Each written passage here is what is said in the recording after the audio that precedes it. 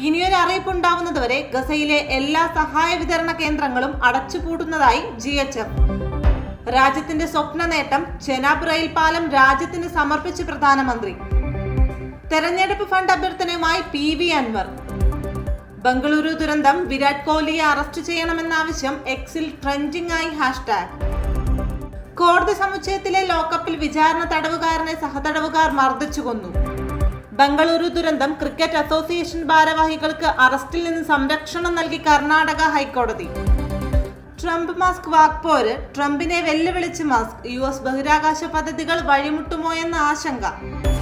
സ്റ്റാർലിങ്കിന് ഇന്ത്യയിൽ പ്രവർത്തനാനുമതി, ലൈസൻസ് ലഭിച്ചു.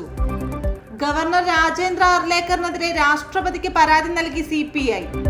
ബക്രീദ് അവധി വിവാദം വർഗീയ വിഷം കലർത്താൻ ശ്രമിക്കുന്നുവെന്ന് MV ഗോവിന്ദൻ.